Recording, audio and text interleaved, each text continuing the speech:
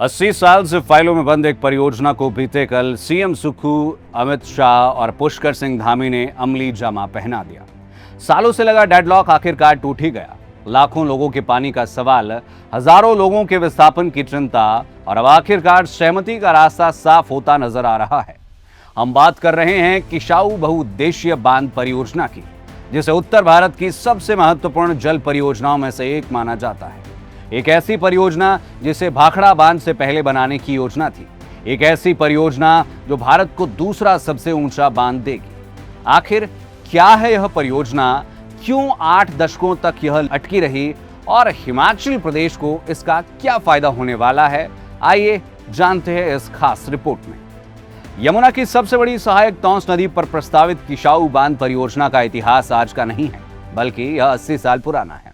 British काल में 1940 के दशक में पहली बार इस परियोजना का विचार सामने आया। इसके बाद कई सर्वे हुए, डिजाइन बदले गए, लेकिन परियोजना कभी जमीन पर नहीं उतर सकी। इस बीच देश बदल गया, राज्य बदल गए, राज्यों की सीमाएं बदल गई, सरकारें भी बदल गई, लेकिन किशाऊ बांध फाइलों में ही घूमता रहा। बता दें कि किशाऊ परियोजना हिमाचल प्रदेश और उत्तराखंड की सीमा पर प्रस्तावित है। यह बांध दोनों राज्यों के बॉर्डर पर सांबरखेड़ा नामक स्थान पर बनेगा। यह मुख्य रूप से उत्तराखंड के देहरादून जिले और हिमाचल प्रदेश के सिरमौर जिले की सीमाओं को आपस में जोड़ता है। करीब 236 मीटर ऊंचे इस बांध से 422 से लेकर 660 मेगावाट बिजली उत्पादन का लक्ष्य रखा गया है। लेकिन यह परियोजना केवल बिजली उत्पादन तक ही सीमित नहीं है। इसका सबसे बड़ा उद्देश्य यमुना नदी में साल भर सफिशिएंट वाटर फ्लो बनाए रखना, दिल्ली, राजस्थान और हरियाणा जैसे राज्यों में पानी की भारी किल्लत को दूर करने के लिए सालाना 517 मिलियन क्यूबिक मीटर स्वच्छ पेयजल उपलब्ध करवाना और सिंचाई सुविधाओं को मजबूत करना है। इस परियोजना से केवल हिमाचल और उत्तराखंड ही नहीं, बल्कि दिल्ली, हरियाणा, उत्तर प्रदेश और राजस्थान जैसे राज्य जुड़े हुए हैं। और यहीं से शुरू हुआ विवाद।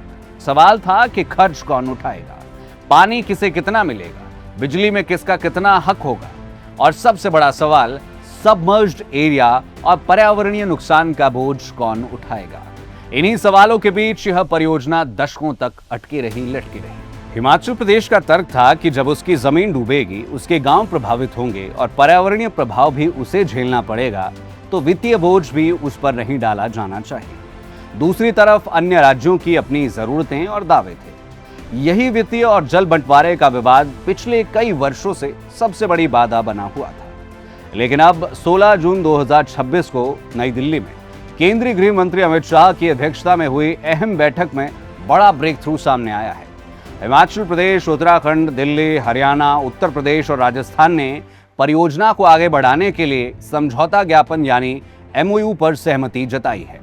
बैठक के बाद मुख्यमंत्री सुखविंदर सिंह सुक्खू ने हिमाचल सदन में मीडिया को जानकारी दी कि वर्तमान सरकार के कड़े रुख के बाद अब नई शर्तों पर सहमति बन गई है, जिससे हिमाचल प्रदेश को बिना कोई राशि खर्च किए सालाना 600 करोड़ रुपए से अधिक की आय होगी। प्रदेश को इस परियोजना के निर्माण या संचालन में अपने पास से कोई भी राशि खर्च नहीं करनी होगी। परियोजना में जैसे ही बिजली उत्पादन शुरू होगा, हिमाचल प्रदेश को हर साल 600 करोड़ रुपए से अधिक का राजस्व मिलना तय हुआ है।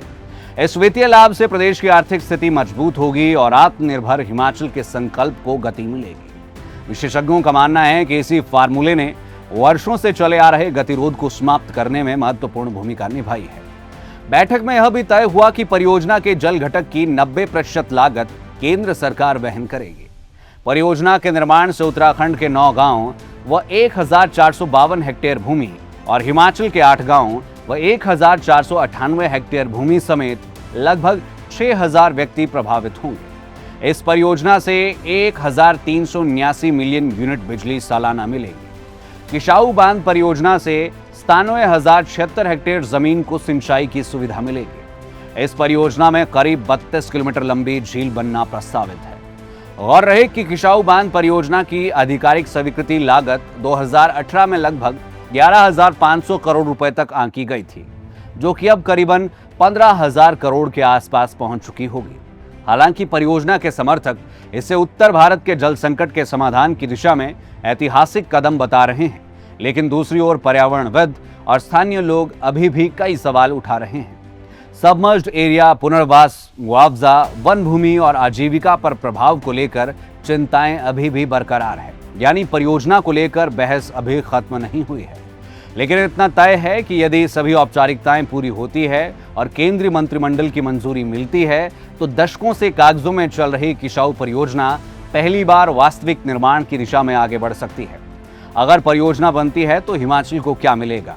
बिजली में हिस्सा, मुफ्त बिजली पर रॉयल्टी, मुफ्त बिजली रॉयल्टी, सड़कें और आधारभूत ढांचा, स्थानीय रोजगार, दीर्घकालिक राजस्व और नुकसान की बात करें तो भूमि अधिग्रहण, गांवों का विस्थापन, पर्यावरणीय प्रभाव, सांस्कृतिक और सामाजिक बदलाव।